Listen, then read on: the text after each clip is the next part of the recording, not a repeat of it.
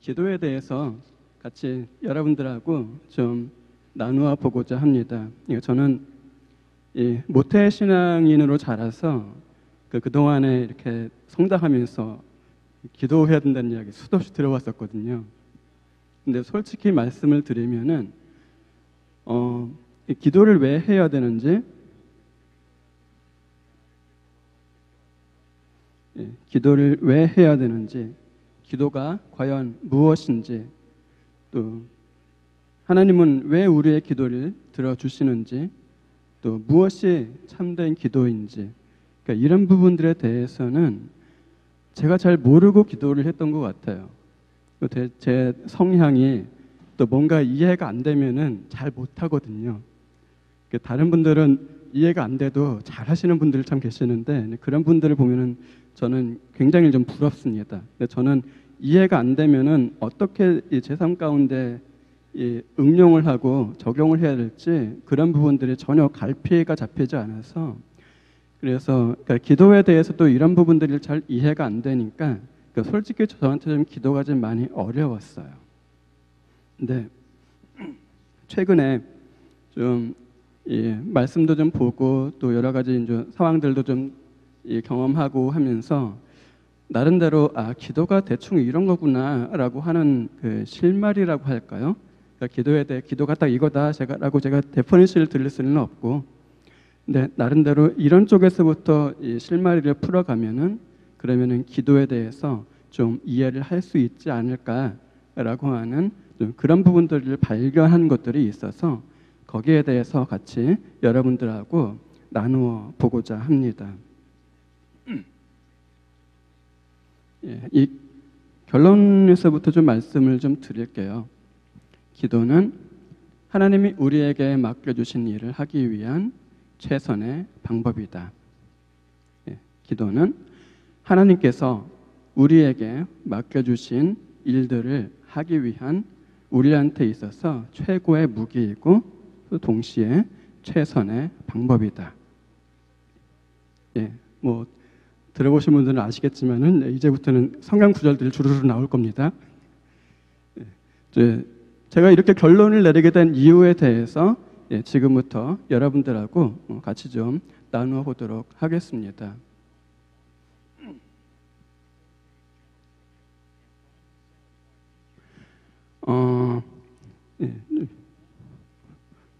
같이 공부 좀 하시죠. 창세기 1장입니다. 제가 이제 지금부터 여러분들하고 같이 이야기하고 싶은 내용은 과연 우리가 이 땅에 어떠한 존재로 만들어졌느냐 하는 것입니다. 하나님께서 이 땅 가운데 우리 인류를 창조하실 때 그 인류를 어떠한 목적을 가지고 창조를 하시느냐 하는 거죠. 이 부분이 기도를 이해함에 있어서 굉장히 중요한 포인트로 자리매김을 하기 때문에 이 부분에 대해서 같이 한번 나누어 보고자 합니다. 좀 복잡해 보이는데 이야기 들어보면 뭐 그렇게 복잡하게 느껴지지 않으실 거예요. 결론부터 말씀드리면은 하나님께서는 우리를 이 땅 가운데 왕으로 창조를 하십니다. 따라서 우리가 이 땅에서 해야 할 일들은요, 하나님께서 우리에게 맡겨주신 다른 모든 창조물들을 보살피고 또 그런 창조물들을 사랑하고 그러한 역할들이 우리한테 기대가 되는 거죠. 그 부분에 대해서 같이 나눠볼게요. 이 부분은 창세기 1장에 나와 있는 창조 순서입니다. 이 순서를 바라보면 굉장히 중요한 정보가 있는데요. 이 구조가 먼저 지어진 창조물들이 나중에 지어진 창조물들을 위해서 봉사하는 구조로 되어 있습니다. 또 나중에 지어진 창조물들은 먼저 지어진 창조물들을 지배하는 구조로 되어 있어요. 첫째 날부터 한번 볼게요. 첫째 날은 이제 빛과 어두움이 만들어집니다. 여기서 빛과 어두움은 이 해, 달, 이런 발광체를 의미하는 것은 아니에요. 여기서는 빛이라고 하는 개념하고 어두움이라고 하는 개념 자체가 창조가 되었다고 생각을 해야 합니다. 그 다음에 넷째 날에 해와 달 그리고 다른 계절들이 창조가 되지요. 만약에 첫째 날에 빛 자체가 빛이라고 하는 존재와 어둠이라고 하는 존재가 창조되지 않았더라고 한다면은 넷째 날에 해와 달은 할 수 있는 것이 아무것도 없게 됩니다. 둘째 날을 보면은요, 둘째 날은 이제 궁창과 바다가 만들어지게 되죠. 이 궁창이라고 하는 것은 지금 우리가 이해하고 있는 하늘이라고 하는 것과는 개념이 약간 다르기는 한데 어쨌든 하늘이라고 이해를 하시면은 맞을 것 같아요. 그리고 다섯째 날에는 바다에 사는 물고기와 하늘을 나는 새들이 창조가 됩니다. 만약에 둘째 날에 하늘과 이 바다가 창조되지 않았더라고 한다면은 그러면 다섯째 날에 물고기와 새들이 할 수 있는 것들이 아마도 없었겠죠.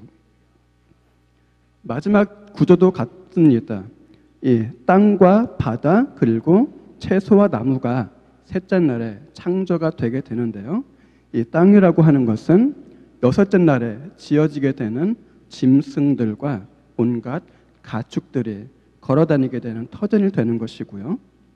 그리고 이 채소 그리고 나무들은요, 이 여섯째 날에 지어지게 되는 여러 가지의 짐승들의 먹거리를 제공을 하게 됩니다. 그래서 구조가 전체적으로 창세기 구조가 그런 식으로 되어 있습니다.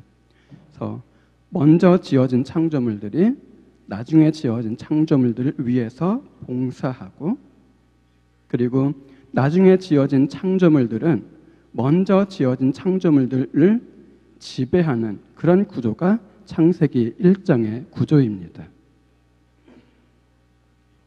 여기서 중요한 거는 인간이 창조된 시점인 거죠. 이 인간은요, 다른 모든 창조물들이 창조되고 난 이후에 가장 마지막에 인간이 창조가 됩니다. 이 구조가 이야기하는 것은 구조 자체가 인간이 이 땅에 하나님께서 지으신 다른 모든 만물들을 통치하고 지배하는 왕으로 지으심을 받았다라고 하는 사실을 이야기를 해주고 있습니다. 그래서 이 사실은 우리한테 있어서는 굉장히 중요한 사실이에요. 왜냐하면은 우리가 이 땅에서 살면서 무엇을 위해서 살아야 할 것인가라고 하는 본질적 질문에 대해서 해답을 주고 있는 그러한 이 구절들이기 때문에 그렇습니다. 흔히 기독교인들 이렇게 이야기하죠. 우리는 나 자신을 위해서 또는 내 가족만을 위해서 사는 존재가 아니다라고 이야기를 합니다. 근데 거기에 대한 이 결정적 근거가 창세기 1장에서부터 나옵니다. 우리는 나 자신이 잘 먹고 나 자신이 잘 살기 위해서 이 땅 가운데 창조된 그런 존재들이 아니라 하나님께서 이전에 창조하신 모든 다른 창조물들을 돌보고 그리고 그 창조물들이 잘 살 수 있도록 돕기 위해서 창조된 존재들입니다. 따라서 나 자신의 안위만을 위해서 살게 되면은요, 여기에서 벌써부터 하나님께서 우리를 창조하신 창조 목적을 우리가 거스르며 살게 되는 것이죠. 몇 가지 구절들 볼게요. 창세기 1장 28절, 인간이 창조되고 난 이후에 하나님께서 인간한테 하시는 말씀이죠. 땅을 정복하라. 바다의 물고기와 하늘의 새와 땅에 움직이는 모든 생물을 다스리라 하시니라. 이거는 그냥 이렇게 굳이 이렇게 머리에 이렇게 하려고 생각할 필요 없이 그냥 딱 보면은 보이죠. 아, 저거 왕이구나. 예. 다스리라, 정복하라. 이건 그냥 봐도 왕입니다. 그래서 인간이 이 땅 가운데 지음을 받은 인간의 지위 자체를 표현하고 있는 굉장히 중요한 구절입니다. 근데 이 왕이라고 하는 주제가 창세기 1장에만 나오는 것은 아니에요. 누가복음 22장 30절 말씀은 예수님께서 예수님의 제자들에게 하시는 말씀들입니다. 네, 보면 또 그렇게 나오죠. 예수님의 제자에게 보좌에 앉아 이스라엘 12지파를 다스리게 하려 하노라. 여기서 다스리는 주체는 예수님의 12명 제자들입니다. 예수님이 아니고요. 결국은 예수님 12제자를 예수님께서 왕으로 삼으시겠다라고 말씀을 하시는 거죠. 근데 여기에서 이야기하는 이 왕이라고 하는 개념은요, 그거는 예수님께서 12명의 제자들을 특별하게 사랑하셔서 이 땅에 있는 다른 모든 그 존재들이나 또는 다른 나라들을 우리가 일반적으로 이해하고 있는 것처럼 그렇게 지배하는 그런 이야기를 하는 것은 절대 아닙니다. 여기에서 다스린다라고 하는 이 의미는요, 창세기 1장으로 돌아가야 됩니다. 그것이 하나님께서 우리 인간을 이 땅 가운데 지으신 창조 목적이기 때문에 예수님의 12제자들이 그 창조 목적을 회복하는 것으로 우리는 이해를 해야 합니다. 중요한 게 있어요. 이 구원이라고 하는 거, 구원이라고 하는 개념은요, 우리가 하나님과의 관계에서 하나님 안에서 우리가 누릴 수 있는 권리를 회복하는 것이 분명히 맞습니다.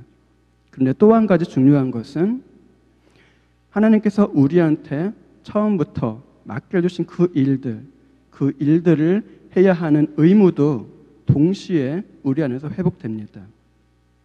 따라서 우리가 이 땅의 왕으로 창조되었고 우리가 이 땅에 사는 창조물들을 돌보고 보살필 의무를 하나님께서 이미 처음 창조하실 때부터 지워주셨기 때문에 우리에게 있어서 구원이라고 하는 것은 예수 그리스도 안에서 하나님과의 관계가 회복된다라고 하는 이 사건은요, 우리 안에 있는 그 의무가 회복되는 사건이기도 합니다.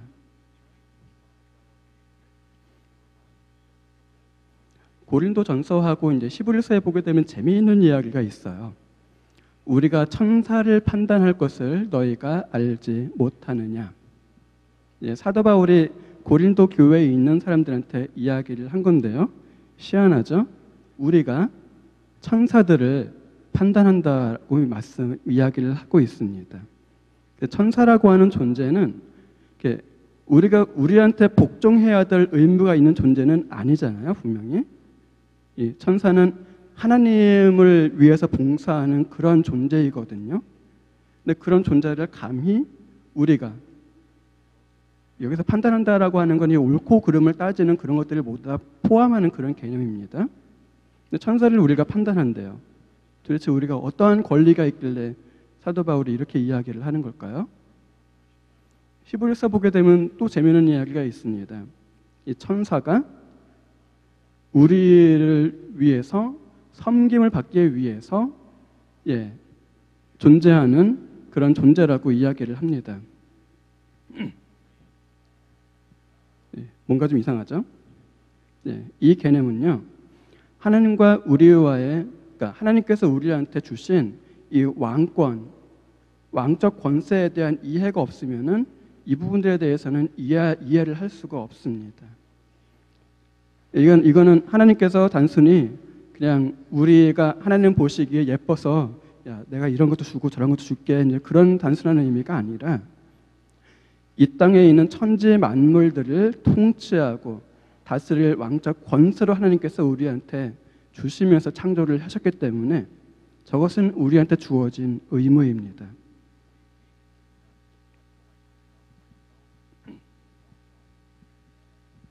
천사들을 포함해서 이 땅에 있는 어떠한 창조물들도 그 창조물들을 열심히 잘 살 수 있도록, 은혜롭게 살 수 있도록 돕고 보살피는 그러한 책임이 우리한테 있다라고 하는 거죠.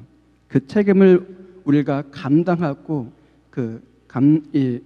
잘 해낼 수 있도록 하나님께서 우리한테 서포트해 주시는 그런 방법의 일부입니다. 따라서 우리가 잘나서 천사를 다룰 수 있는 것이 아니고요, 우리가 이 땅을 통치하고 이 땅에 있는 모든 만물들을 하나님께서 우리한테 맡겨주신 그런 만물들을 우리가 돌보기 위해서는 단순히 우리들만 힘이 아니라 천사들의 도움도 필요하기 때문에, 그렇기 때문에 하나님께서 우리한테 천사도 부릴 수 있는 권세를 주신 겁니다. 이 모든 것들이 인간이 가지고 있는 지위에 대해서 너무나도 잘 이야기를 해주고 있습니다. 질문이 생기게 됩니다. 우리가 과연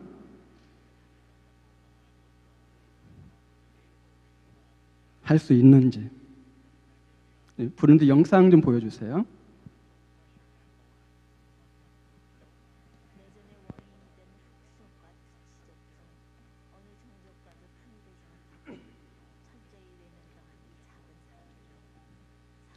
아프리카에 있는 나라 중에서 한 나라입니다. 이 나라는 1962년에 독립이 됐고요. 근데 그 이후부터 굉장히 많은 내전으로 인해서 이 부룬디라고 하는 국가 자체는 자신의 국민들을 돌보고 국민들을 보살필 만한 여력이 없습니다. 그래서 부룬디에 있는 이 아이들이 지금 처해 있는 상황입니다.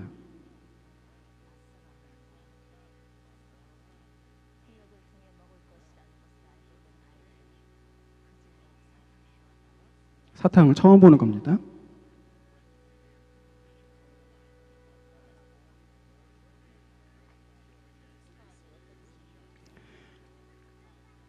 지금 이 모래 회충 같은 그 벌레들로 인해서 손가락에 좀 그 상처들이 생긴 경우예요.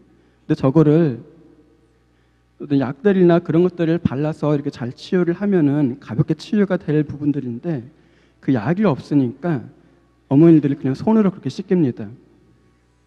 피가 뚝뚝 떨어지죠. 예, 됐습니다. 감사합니다. 어떻게 생각하십니까? 지구 반대쪽에 있는 아이들이고요. 아프리카에 있는 아이들입니다. 이 아이들에 대해서 우리가 아이들을 보살피고 아이들을 도울 책임이 우리한테 있습니까? 아니면은 그런 책임이 없습니까? 다들 동의하실 거예요. 이 땅의 왕으로 창조된 우리들한테는요, 이 땅에 있는 이러한 안타깝고 어려운 사건들, 안타깝고 어려운 처지에 있는 그 어떠한 사건들도 우리의 책임을 넘어설 수 없습니다. 이게 다 우리 책임이에요. 하나님께서 이 땅에 우리들을 창조하시고 우리 이 땅 가운데 보내신 이유가 이런 존재들 하나님 안에서 너무나도 아름답게 너무나도 잘 자라나야 되는 이런 존재들이 제대로 자라지 못하니까 그러니까 그런 사람들 도우라고 우리를 이 땅 가운데 창조하신 겁니다. 근데 문제가 있죠. 부룬디 전체 인구는 한 800만 정도이고요. 전체 인구가 한 800만 정도이고 지금 저런 상황 가운데 있는 아이들은 셀 수가 없습니다. 도와야 한다는 이 정당은 저기는 있는데 하지만 실제로 우리가 이 아이들을 돕기 위해서는 우리의 능력이 너무나도 부족합니다.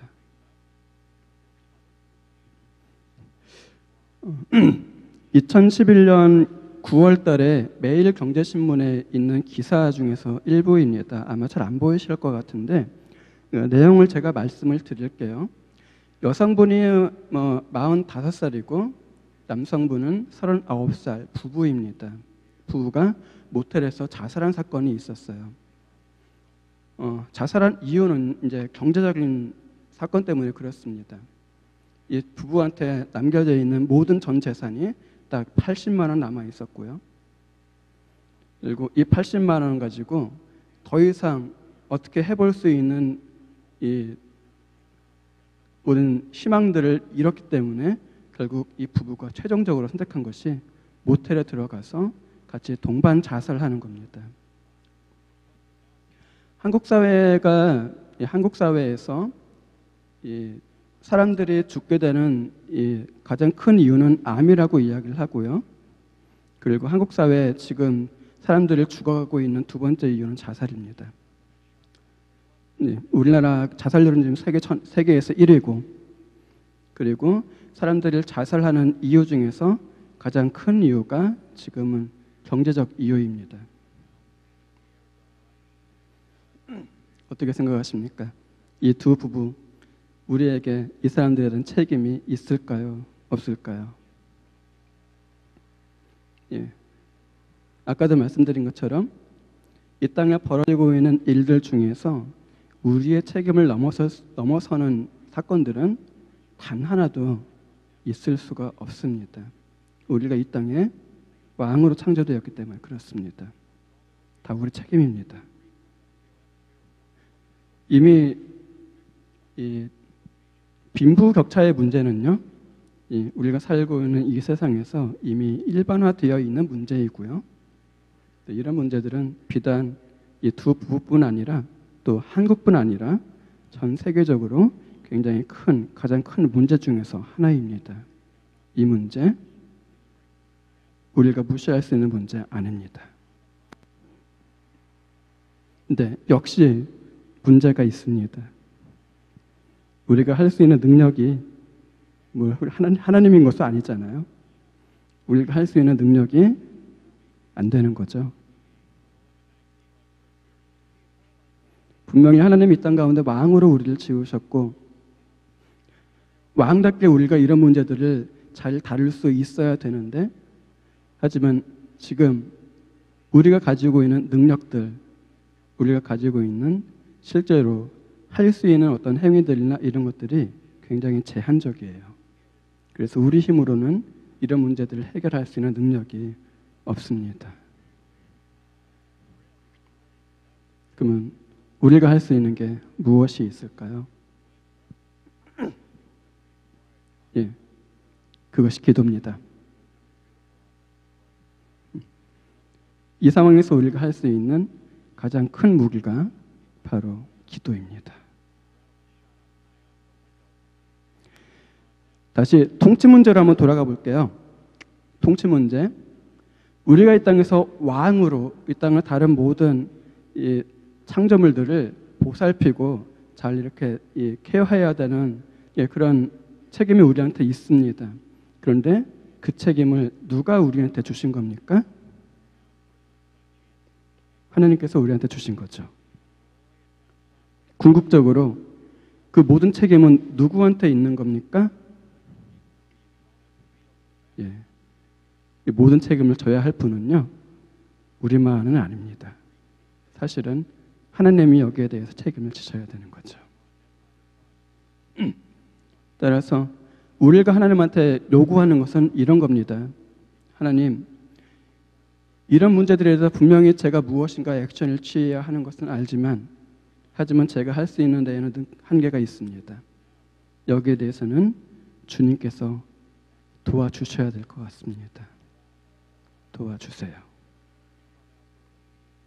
그는 원조를 청하는 겁니다.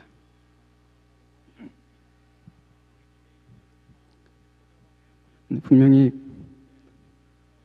얼굴이 굉장히 심각해. 하나님한테 우리가 원조를 청해야 되는 거예요. 하나님이라는 분이 우리보다 더 큰 능력을 가지고 계시고, 그분은 이 땅에서 할 수 있는 것이, 할 수 없는 것이 아무것도 없는 분이시기 때문에 그분에게 우리가 이 땅을 바로 통치하기 위해서, 그분께서 우리에게 맡겨주신 그 일을 우리가 이 땅에서 잘 감당해내기 위해서, 그러기 위해서 우리가 하나님 앞에 원조를 구하는 것, 이것이 바로 기도입니다. 따라서 우리가 어떠한 기독교인이 되었든 어떠한 그리스도인이 되었든 항상 우리가 처해 있는 상황은 이런 상황이에요. 우리가 분명히 해야 합니다. 우리가 분명히 해야 하는데, 근데 우리가 할 수가 없어요. 능력이 없습니다, 우리한테는. 근데 그럼에도 불구하고 하나님께서는 우리한테 그 일을 하라고 말씀을 하십니다. 이게 우리 기독교인들이 가지고 있는 공통적 상황입니다. 그러니까 그런 상황 가운데 처해 있는 이유는 바로 이러한 구조 때문에 그렇습니다. 하나님이 왕입니다. 따라서 이러한 상황 가운데서 하나님께서 우리한테 맡겨주시고 하나님께서 우리한테 명령하신 그 일을 하기 위해서는요, 기도 없이는 불가능합니다. 기도 없이는 불가능해요. 하나님한테 도와달라고 떼쓰지 않고, 하나님한테 이 부분에 대해서 해결해달라고 요구하지 않고서는요, 우리가 이 땅 가운데 하나님께서 우리한테 맡겨주신 일들을 하는 것이 불가능하다는 겁니다. 그래서 기도가 필요합니다.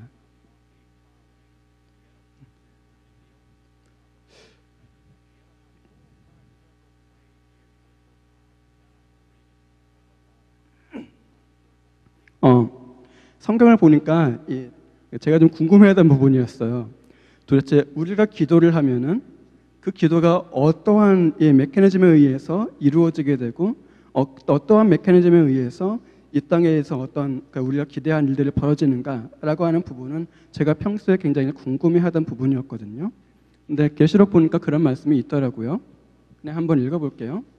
일곱째 인을 떼실 때에 하늘에 반 시간쯤 고요하더니 내가 보매 하나님 앞에 일곱 천사가 있어서 일곱 나팔을 받았더라. 네, 여기는 별로 볼 거 없습니다.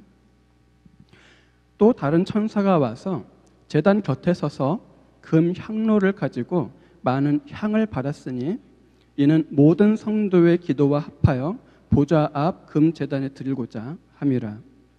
예. 향연이 성도의 기도와 함께 천사의 손으로부터 하나님 앞으로 올라가는지라. 천사가 향로를 가지고 제단에 불을 담아 땅에 쏟음에 우레와 음성과 번개와 지진이 나더라. 봐도 무슨 얘기인지 잘 모르겠죠? 예. 간단하게 설명을 드리면 뭐 이런 겁니다. 예. 계시록 5장 8장에 보게 되면은 어떤 금 대접에 우리가 기도를 하게 되면은 어떠한 금 대접에 그 기도가 올라간다라고 하는 구절이 나오거든요. 그러니까 우리가 이 땅에서 기도를 하면은요, 그게 하늘나라에 있는 금 대접에 이 기도가 쌓입니다. 근데 기도가 어느 정도 이렇게 계속 쌓이다 보면은요, 이것이 천사의 손에 들려서 하나님 앞으로 이 금 대접 자체가 하나님 앞으로 옮겨지게 되고요. 그러고 나면은 다른 천사의 손에 의해서 이 금 대접에 제단에 있는 불을 담아서 성도들의 기도와 함께 이 땅 가운데 쏟습니다.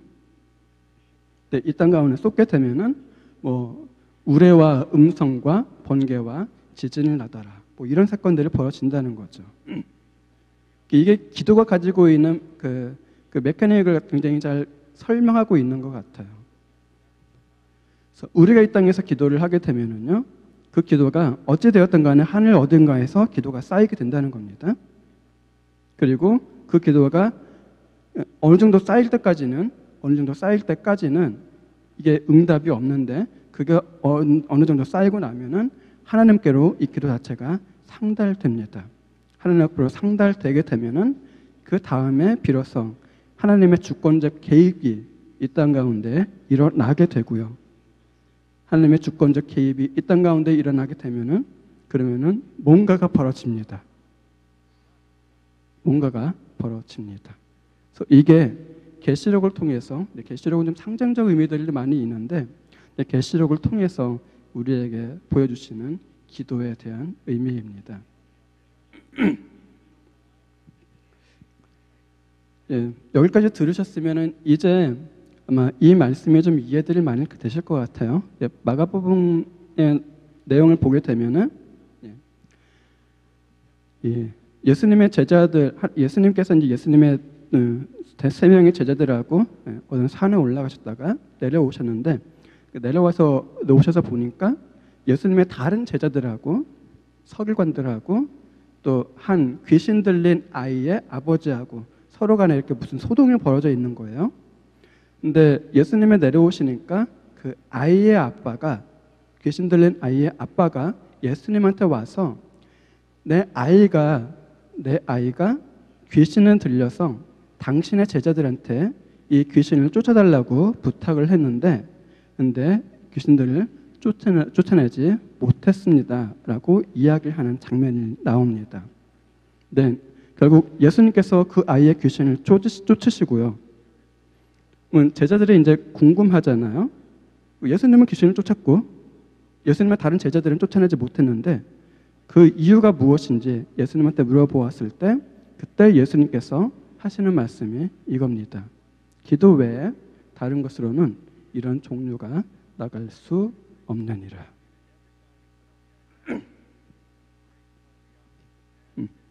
맥케넥이 이해가 되시나요? 기도가 어떤 식으로 일을 했는지. 예수님께서 기도하실 때 그 기도가 하늘에 있는 금대접 어딘가에 쌓였을 거예요. 그리고 그 금대접이 하나님께로 다시 올라갔을 것이고요. 그러고 난 이후에 다른 천사들에 의해서 그 금대접에 제단의 불을 포함한, 그리고 대접에 있는 성도들의 기도를 포함한 것들이 땅에 쏟아졌을 것입니다. 그리고 바로 그 순간이 귀신 들린 아이의 귀신이 나가는 시점이에요. 이게 무슨 얘기냐 하면은요, 귀신 들린 아이를 쫓아내는 것이, 그것이 우리가 하는 것이 아니라는 겁니다. 하나님께서 하시는 거라는 거예요. 그리고 하나님의 그런 일을 만들어내는 데 있어서는 우리가 하는 기도가 그 시발점, 그 출발점이 된다라는 것을 이야기를 하는 겁니다.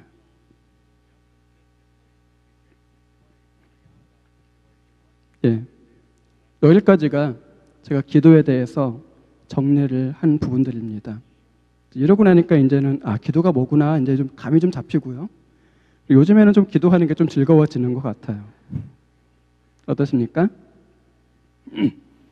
마지막으로 예화 하나의 말씀을 드릴게요. 그러니까 다 아시는 말씀 드릴 테니까.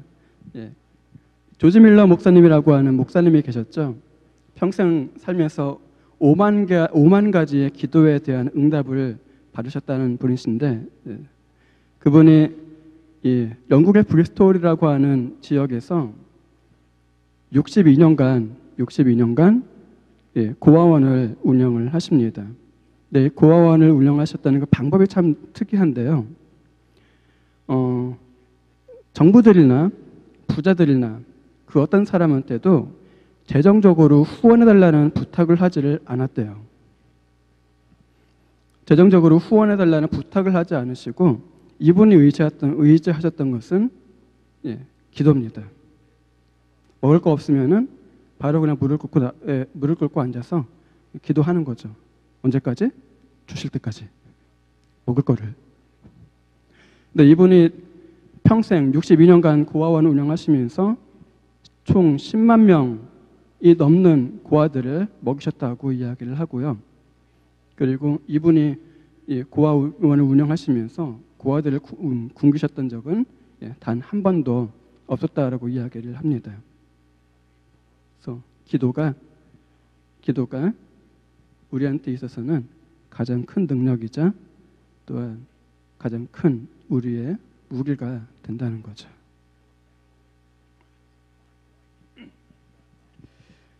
그 부룬디 사건하고 부룬디 이야기하고 아까 말씀을 드렸던 이 자살 사건 같은 경우에는 우리가 이 땅에서 해야 하고 우리가 이 땅에서 보살펴야 될 그런 어떤 존재들에 대해서 우리가 가장 잘 느낄 수 있는 그런 것들을 예를 들었던 것뿐이고요. 실제로 우리 주변에 우리들을 보살피고 우리들을 이렇게 아껴줘야 할 대상들은 굉장히 많이 있을 겁니다. 오늘 그분들을 위해서 다 같이 기도하는 시간을 좀 가졌으면 좋겠습니다. 좀 기도하시면서 조잼 전호사님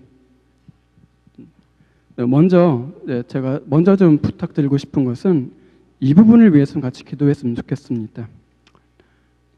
하나님, 우리 심령 가운데 우리 마음 가운데 기도할 수 있는 영을 부어주시고 그래서 우리가 주님 앞에 기도함으로 나아갈 수 있도록 하나님 도와주세요 라고 하는 기도의 제목을 가지고 먼저 우리가 좀 나아갔으면 좋겠습니다.